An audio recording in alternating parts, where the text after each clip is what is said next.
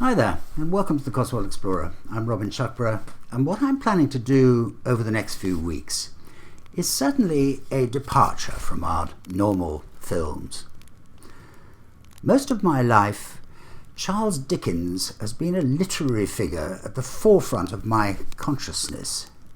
My father believed him to be one of the most important writers of all time, making him extremely happy, it has to be said, to discover that his great-uncle had married one of Dickens's granddaughters. It gave him obviously no direct descendancy, but it pleased him nonetheless. Every Christmas, my father would read me a Christmas carol, and I, thus demonstrating how many things, both good and occasionally even bad, get passed from generation to generation without question, read it to my children. This Christmas I was intending, indeed I'd been practicing, to read it to my lovely grandchildren. But of course, sadly, in this COVID year of 2020, I'm not going to see my grandchildren for Christmas. So I've decided instead to record it for them. And while I was at it, I thought I'd make it as good as I possibly could and put it up for you to hear too, just in case it might be of interest. It will appear, stave by stave, as Dickens called his chapters in A Christmas Carol, on a weekly basis until Christmas Eve, and I hope you will accept this as something from me to thank you all and wish you a wonderful holiday season, a happy Christmas, and an infinitely improved 2021. A Christmas Carol. Stave 1, Marley's Ghost. Marley was dead to begin with. There is no doubt whatever about that. The register of his burial was signed by the clergyman, the clerk, the undertaker, and the chief mourner.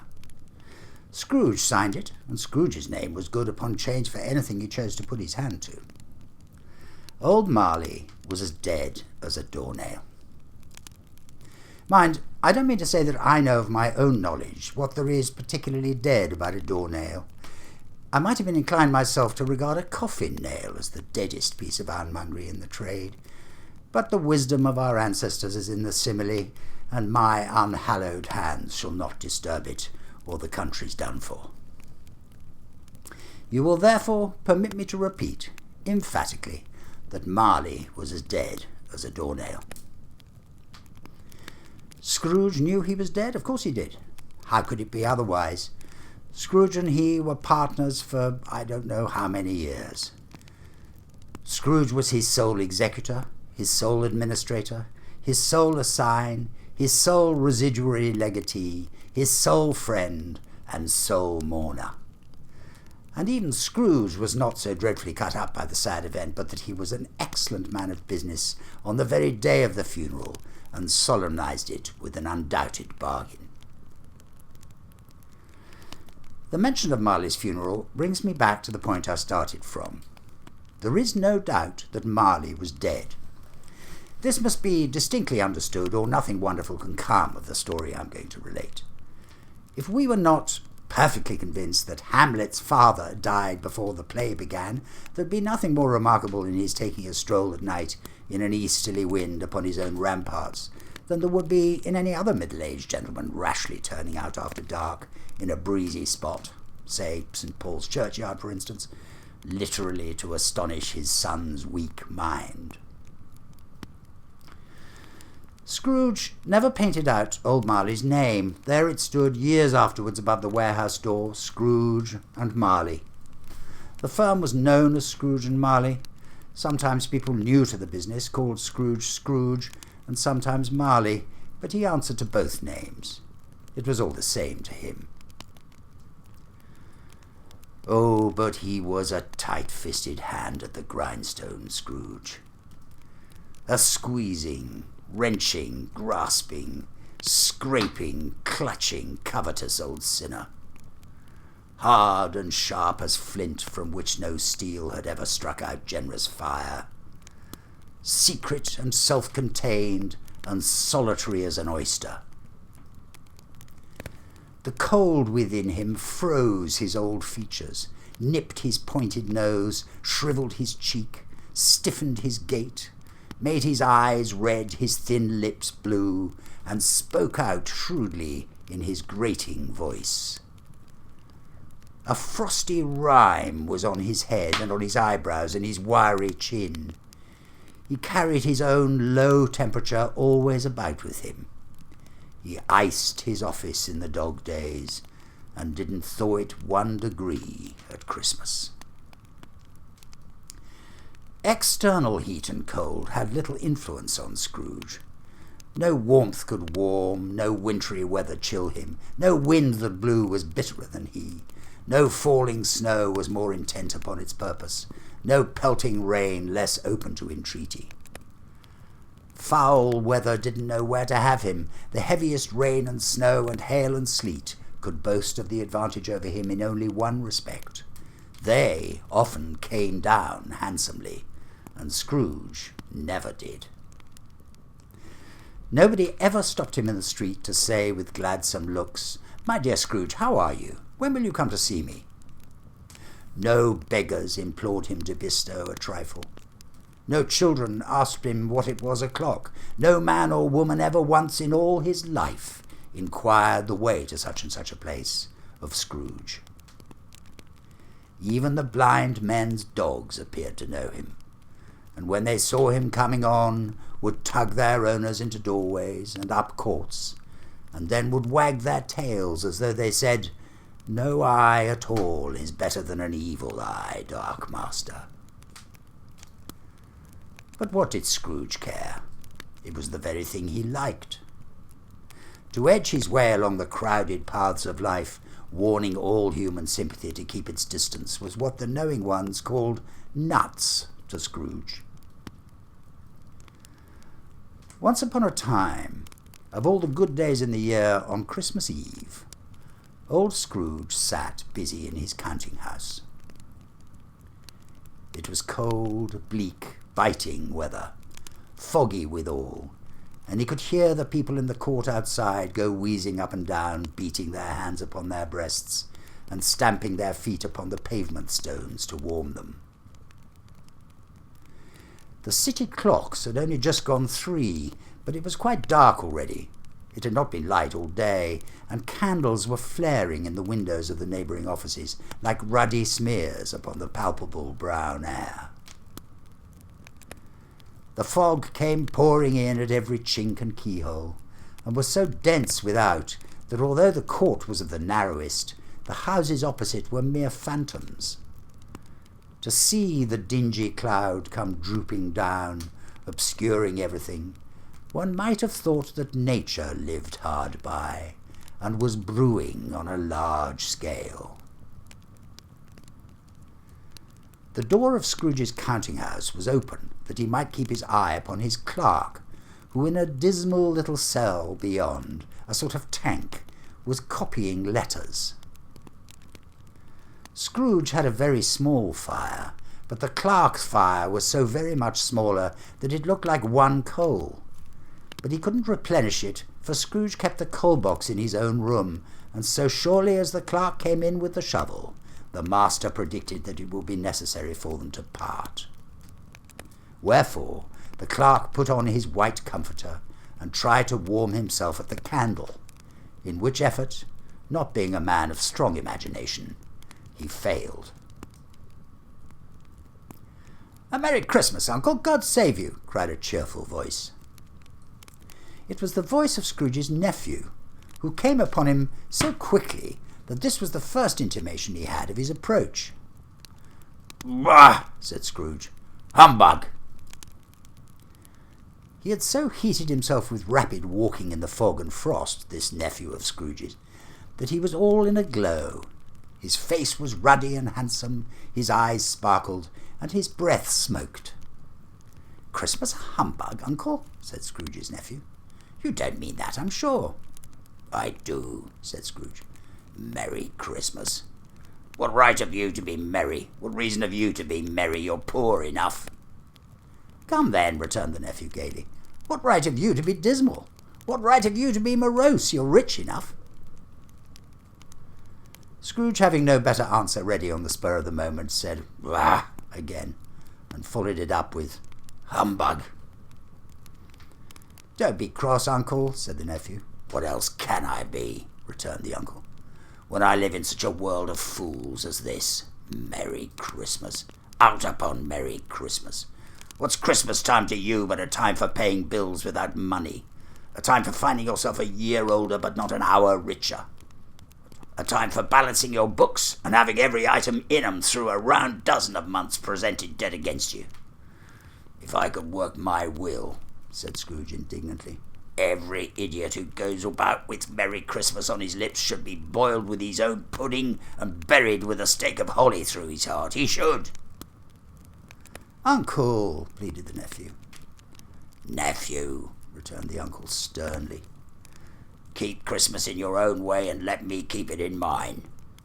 "Keep it?" repeated Scrooge's nephew. "But you don't keep it." "Let me leave it alone then," said Scrooge. "Much good it may do you. Much good it has ever done you." "There are many things from which I might have derived good by which I have not profited, I dare say," returned the nephew. "Christmas among the rest. But I'm sure I've always thought of Christmas time when it has come round, apart from the veneration due to its sacred name and origin, if anything belonging to it can be apart from that, as a good time, a kind, forgiving, charitable, pleasant time, the only time I know of in the long calendar of the year when men and women seem, by one consent, to open their shut-up hearts freely, and to think of people below them as if they really were fellow passengers to the grave, and not another race of creatures bound on other journeys. And therefore, uncle, though it has never put a scrap of gold or silver in my pocket, I believe that it has done me good, and will do me good, and I say, God bless it." The clerk in the tank involuntarily applauded. Becoming immediately sensible of the impropriety, he poked the fire and extinguished the last frail spark forever. "Let me hear another sound from you," said Scrooge, "and you'll keep your Christmas by losing your situation. You're quite a powerful speaker, sir," he added, turning to his nephew. "I wonder you don't go into Parliament." "Don't be angry, uncle. Come dine with us tomorrow." Scrooge said that he would see him. Yes, indeed he did. He went the whole length of the expression, and said that he would see him in that extremity first. "But why?" cried Scrooge's nephew. "Why?"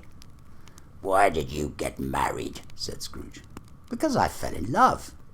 "Because you fell in love," growled Scrooge, as if that were the only one thing in the world more ridiculous than a Merry Christmas.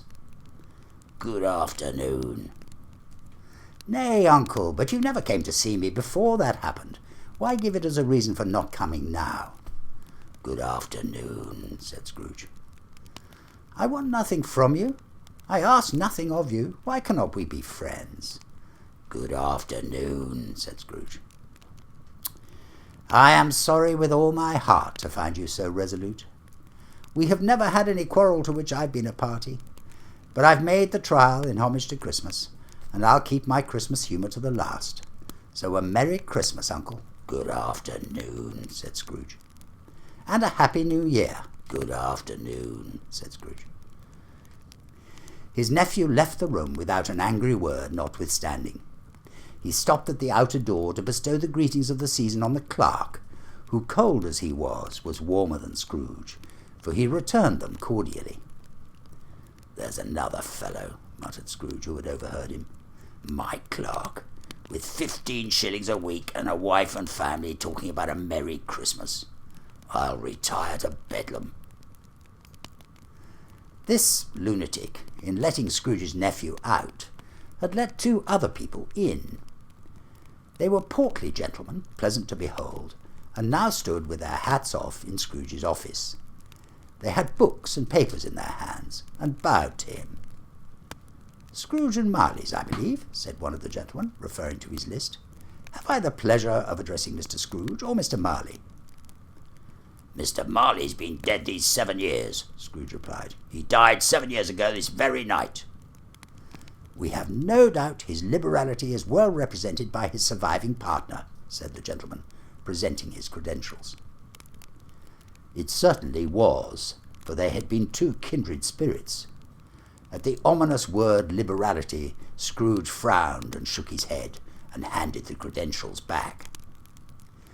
"At this festive season of the year, Mr. Scrooge," said the gentleman, taking up a pen, "it is more than usually desirable that we should make some slight provision for the poor and destitute, who suffer greatly at the present time.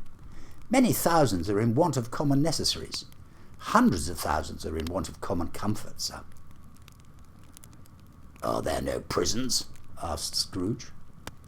"Plenty of prisons," said the gentleman, laying down the pen again. "And the union workhouses?" demanded Scrooge. "Are they still in operation?" "They are still," returned the gentleman. "I wish I could say they were not." "The treadmill and the poor law are in full vigour, then?" said Scrooge. "Both very busy, sir." "Ah, I was afraid from what you said at first that something had occurred to stop them in their useful course," said Scrooge. "I'm very glad to hear it." "Under the impression that they scarcely furnish Christian cheer of mind or body to the multitude," returned the gentleman, "a few of us are endeavouring to raise a fund to buy the poor some meat and drink and means of warmth. We choose this time because it is a time of all others when want is keenly felt and abundance rejoices. What shall I put you down for?" "Nothing," Scrooge replied. "You wish to be anonymous?" "I wish to be left alone," said Scrooge. "Since you ask me what I wish, gentlemen, that is my answer. I don't make merry myself at Christmas, and I can't afford to make idle people merry. I help to support the establishments I have mentioned. They cost enough, and those who are badly off must go there." "Many can't go there, and many would rather die." "If they would rather die," said Scrooge, "they had better do it and decrease the surplus population. Besides, excuse me, I don't know that." "But you might know it," observed the gentleman. "It's not my business," Scrooge returned. "It's enough for a man to understand his own business and not to interfere with other people's.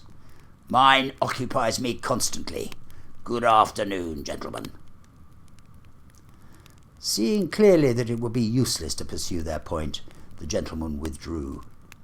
Scrooge returned to his labours with an improved opinion of himself and in a more facetious temper than was usual with him. Meanwhile, the fog and darkness thickened so that people ran about with flaring links, proffering their services to go before horses in carriages and conduct them on their way. The ancient tower of a church, whose gruff old bell was always peeping slyly down at Scrooge out of a Gothic window in the wall, became invisible and struck the hours and quarters in the clouds with tremulous vibrations afterwards, as if its teeth were chattering in its frozen head up there. The cold became intense. In the main street at the corner of the court, some labourers were repairing the gas pipes, and had lighted a great fire in a brazier, round which a party of ragged men and boys were gathered, warming their hands and winking their eyes before the blaze in rapture. The water plug, being left in solitude, its overflowings suddenly congealed and turned to misanthropic ice. The brightness of the shops, where holly sprigs and berries crackled in the lamp heat of the windows, made pale faces ruddy as they passed. Poulterers' and grocers' trades became a splendid joke, a glorious pageant, with which it was next to impossible to believe that such dull principles as bargain and sale had anything to do. The Lord Mayor, in the stronghold of the mighty mansion house, gave orders to his 50 cooks and butlers to keep Christmas as a Lord Mayor's household should.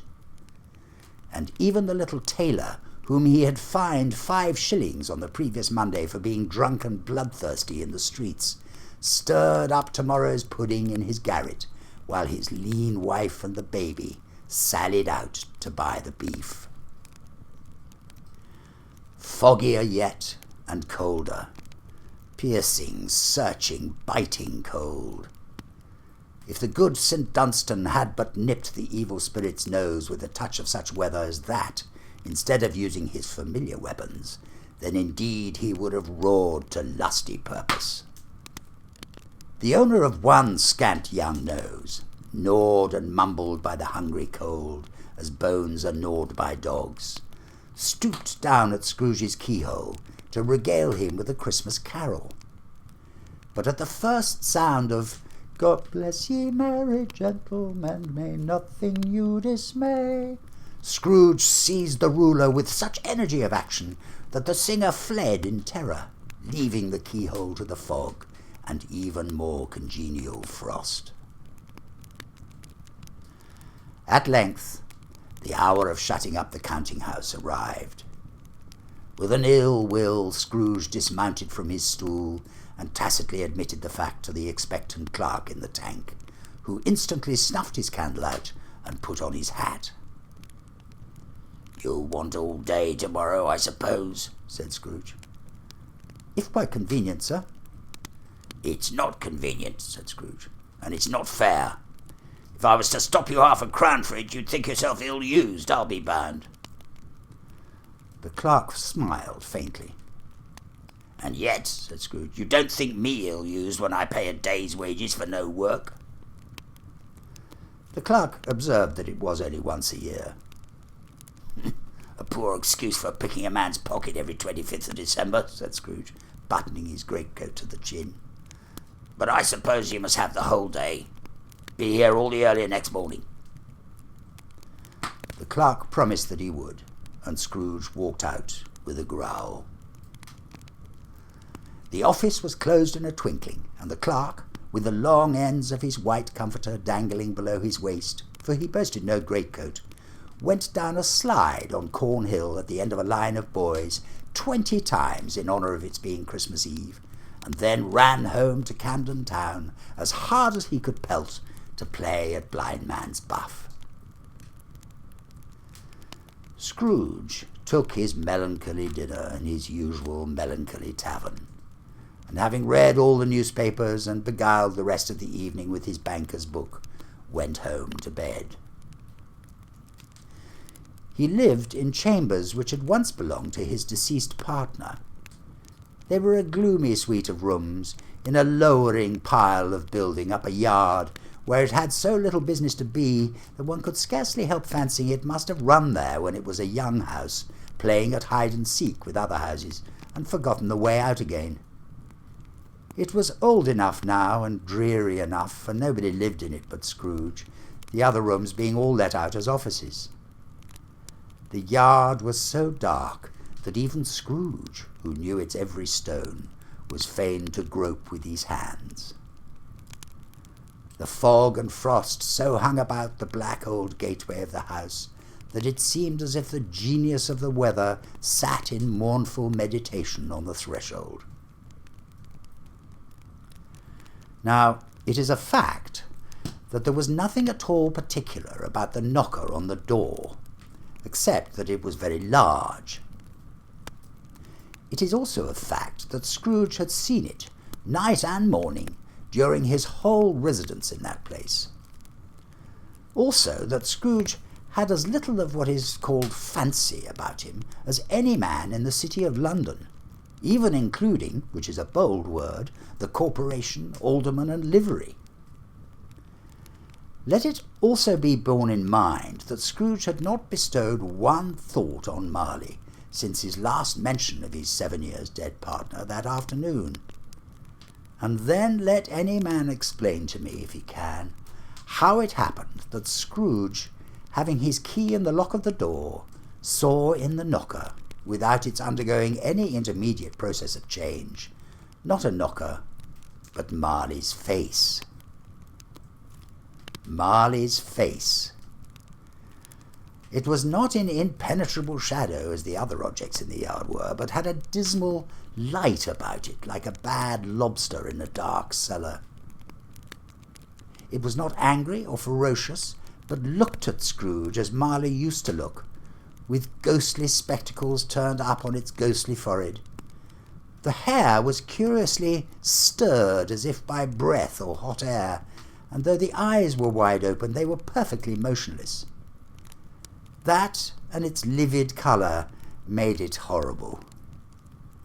But its horror seemed to be in spite of the face and beyond its control, rather than a part of its own expression. As Scrooge looked fixedly at this phenomenon, it was a knocker again. To say that he was not startled, or that his blood was not conscious of a terrible sensation to which it had been a stranger from infancy, would be untrue. But he put his hand upon the key he had relinquished, turned it sturdily, walked in, and lighted his candle. He did pause, with a moment's irresolution, before he shut the door, and he did look cautiously behind it first, as if he half expected to be terrified with the sight of Marley's pigtail sticking out into the hall. But there was nothing on the back of the door except the screws and nuts that held the knocker on, so he said, "Pooh, pooh," and closed it with a bang. The sound resounded through the house like thunder. Every room above and every cask in the wine merchant's cellars below appeared to have a separate peal of echoes of its own. Scrooge was not a man to be frightened by echoes. He fastened the door and walked across the hall and up the stairs, slowly too, trimming his candle as he went. You may talk vaguely about driving a coach and six up a good old flight of stairs, or through a bad young Act of Parliament, but I mean to say you might have got a hearse up that staircase, and taken it broadwise, with the splinter bar towards the wall and the door towards the balustrades, and done it easy. There was plenty of width for that, and room to spare, which is perhaps the reason why Scrooge thought he saw a locomotive hearse going on before him in the gloom. Half a dozen gas lamps out of the street wouldn't have lighted the entry too well, so you may suppose that it was pretty dark with Scrooge's dip. Up Scrooge went, not caring a button for that. Darkness is cheap, and Scrooge liked it, but before he shut his heavy door, he walked through his rooms to see that all was right. He had just enough recollection of the face to desire to do that. Sitting room, bedroom, lumber room, all as they should be. Nobody under the table, nobody under the sofa, a small fire in the grate, spoon and basin ready, and the little saucepan of gruel, Scrooge had a cold in his head, upon the hob. Nobody under the bed, nobody in the closet, nobody in his dressing gown, which was hanging up in a suspicious attitude against the wall. Lumber room as usual. Old fire guards, old shoes, 2 fish baskets, washing stand on 3 legs, and a poker. Quite satisfied, he closed his door and locked himself in. Double locked himself in, which was not his custom. Thus secured against surprise, he took off his cravat, put on his dressing gown and slippers, and his nightcap, and sat down before the fire to take his gruel. It was a very low fire indeed, nothing on such a bitter night. He was obliged to sit close to it and brood over it before he could extract the least sensation of warmth from such a handful of fuel. The fireplace was an old one, built by some Dutch merchant long ago, and paved all round with quaint Dutch tiles, designed to illustrate the Scriptures. There were Cains and Abels, Pharaoh's daughters, queens of Sheba, angelic messengers descending through the air on clouds like feather beds, Abrahams, Balthazars, apostles putting off to sea in butter boats, hundreds of figures to attract his thoughts. And yet that face of Marley, 7 years dead, came like the ancient prophet's rod and swallowed up the whole. If each smooth tile had been a blank at first, with power to shape some picture on its surface from the disjointed fragments of his thoughts, there would have been a copy of old Marley's head on every one. "Humbug," said Scrooge, and walked across the room. After several turns he sat down again, and as he threw his head back in the chair, his glance happened to rest upon a bell, a disused bell that hung in the room and communicated, for some purpose now forgotten, with a chamber in the highest story of the building. It was with great astonishment, and with a strange, inexplicable dread, that as he looked, he saw this bell begin to swing. It swung so softly in the outset that it scarcely made a sound, but soon it rang out loudly, and so did every bell in the house. This might have lasted half a minute or a minute, but it seemed an hour. The bells ceased as they had begun, together. They were succeeded by a clanking noise, deep down below, as if some person were dragging a heavy chain over the casks in the wine merchant's cellar. Scrooge then remembered to have heard that ghosts in haunted houses were described as dragging chains. The cellar door flew open with a booming sound, and then he heard the noise much louder on the floors below, then coming up the stairs, then coming straight towards his door. "It's humbug still," said Scrooge. "I won't believe it." His colour changed, though, when without a pause it came on through the heavy door and passed into the room before his eyes. Upon its coming in, the dying flame leapt up as though it cried, "I know him, Marley's ghost," and fell again. The same face, the very same, Marley in his pigtail, usual waistcoat, tights and boots, the tassels on the latter bristling like his pigtail in his coat skirts and the hair upon his head. The chain he drew was clasped about his middle. It was long and wound about him like a tail, and it was made, for Scrooge observed it closely, of cash-boxes, keys, padlocks, ledgers, deeds, and heavy purses wrought in steel. His body was transparent, so that Scrooge, observing him and looking through his waistcoat, could see the 2 buttons on his coat behind. Scrooge had often heard it said that Marley had no bowels, but he had never believed it until now. No, nor did he believe it even now, though he looked the phantom through and through and saw it standing before him, though he felt the chilling influence of its death-cold eyes and marked the very texture of the folded kerchief bound about its head and chin, which wrapper he had not observed before, he was still incredulous and fought against his senses. "How now?" said Scrooge, caustic and cold as ever. "What do you want with me?" "Much." Marley's voice, no doubt about it. "Who are you?" "Ask me who I was." "Who were you then?" said Scrooge, raising his voice. "You're particular for a shade." He was going to say to a shade, but substituted this as more appropriate. "In life I was your partner, Jacob Marley." Can you sit down?" asked Scrooge, looking doubtfully at him. "I can." "Do it then." Scrooge asked the question because he didn't know whether a ghost so transparent might find himself in a condition to take a chair, and felt that in the event of its being impossible, it might involve the necessity of an embarrassing explanation. But the ghost sat down on the opposite side of the fireplace, as if he were quite used to it. "You don't believe in me?" observed the ghost. "I don't," said Scrooge. "What evidence would you have of my reality beyond that of your senses?" "I don't know," said Scrooge. "Why do you doubt your senses?"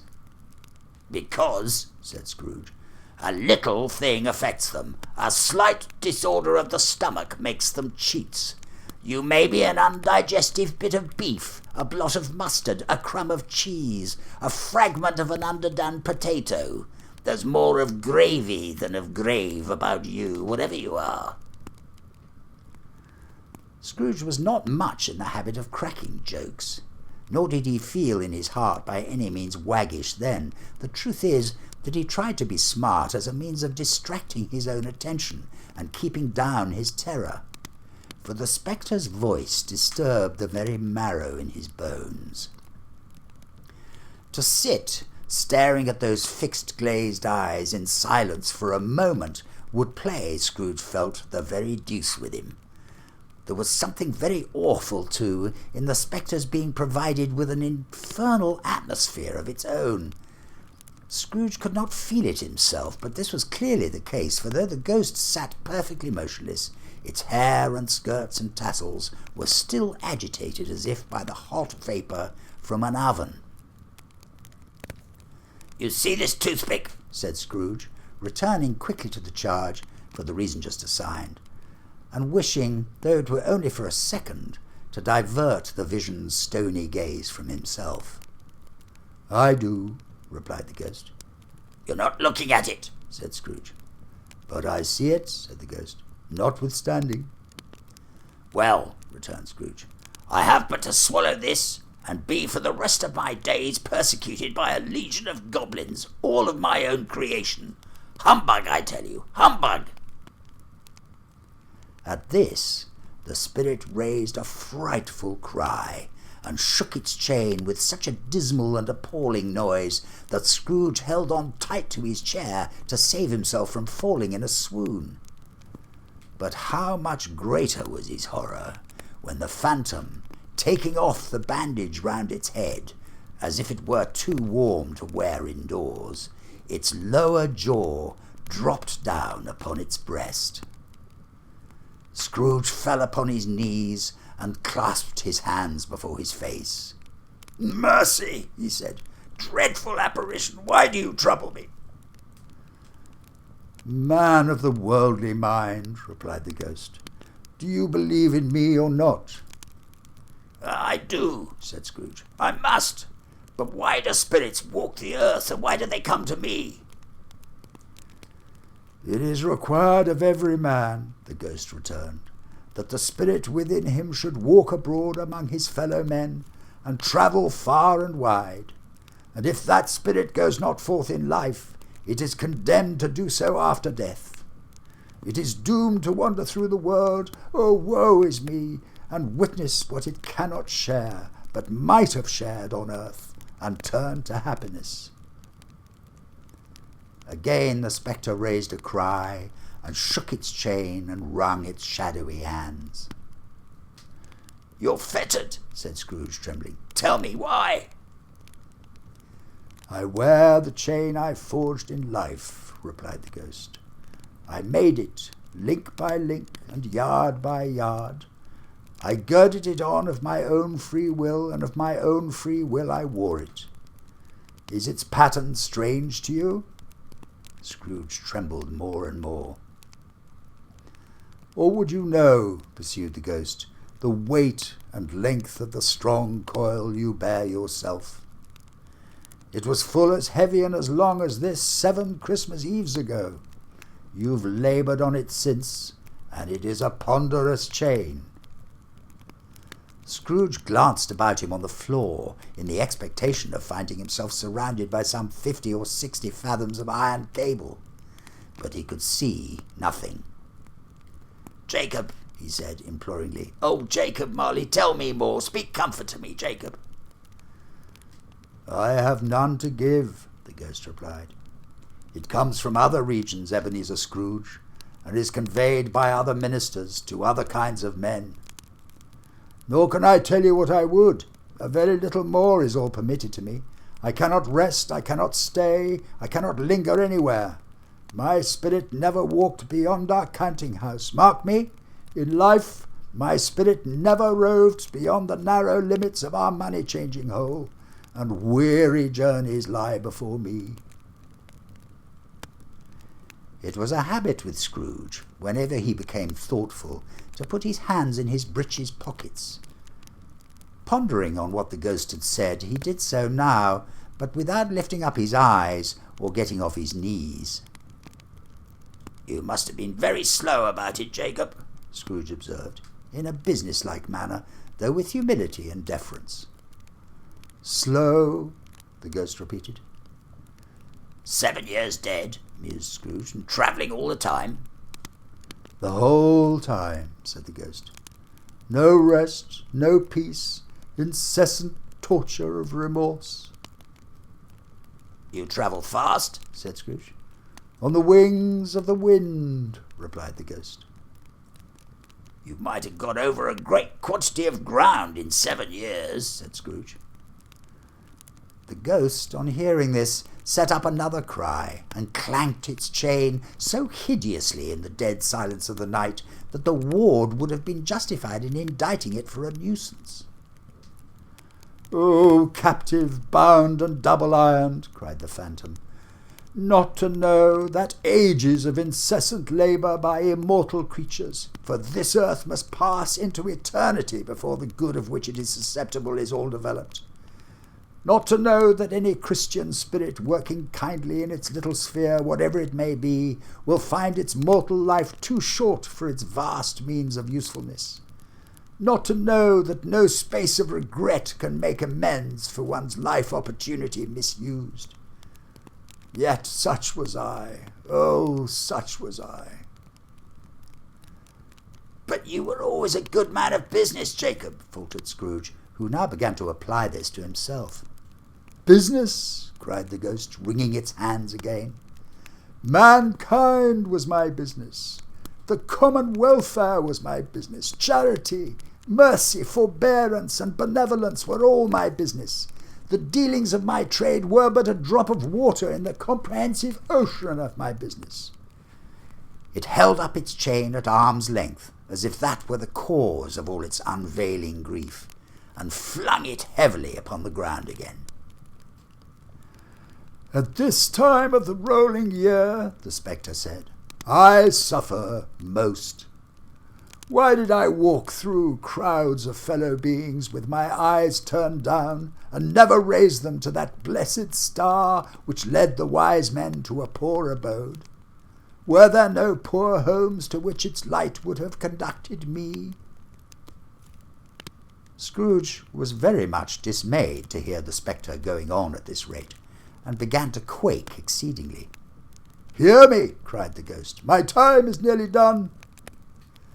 "I will," said Scrooge, "but don't be hard upon me. Don't be flowery, Jacob, pray."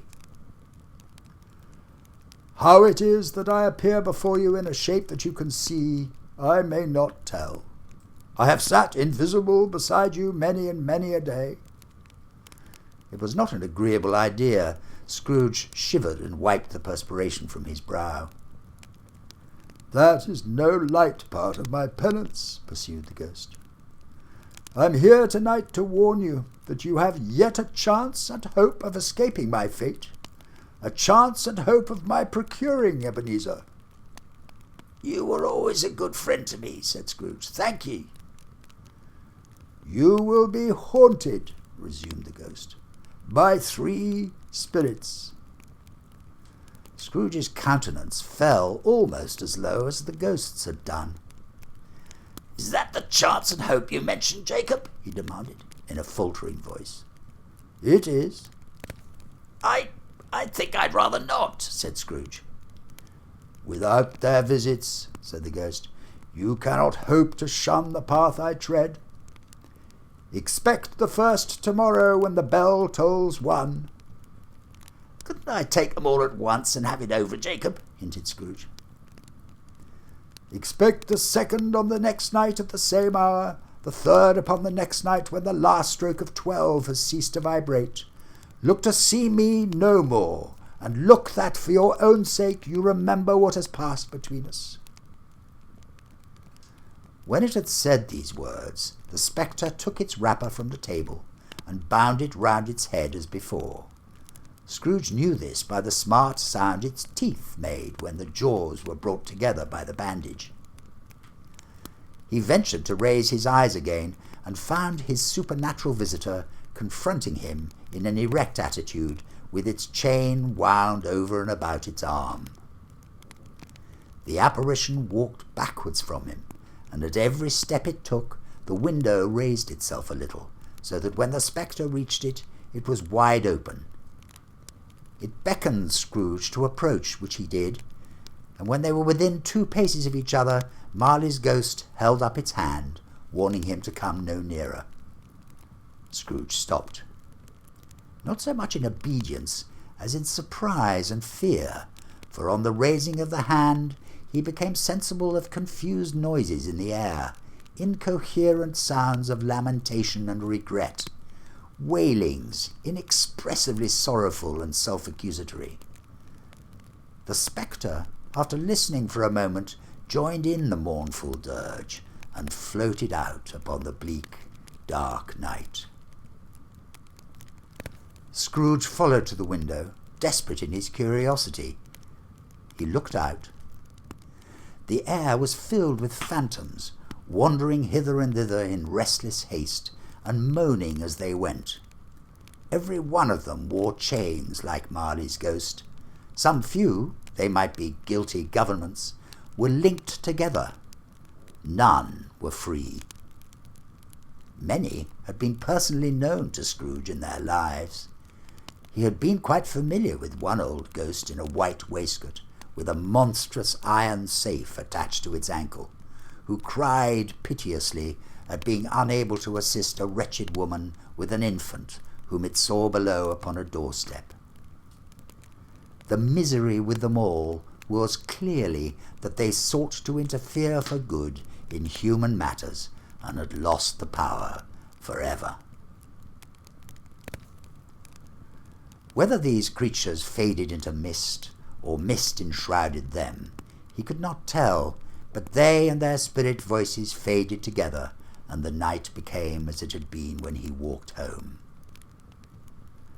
Scrooge closed the window and examined the door by which the ghost had entered. It was double locked, as he had locked it with his own hands, and the bolts were undisturbed.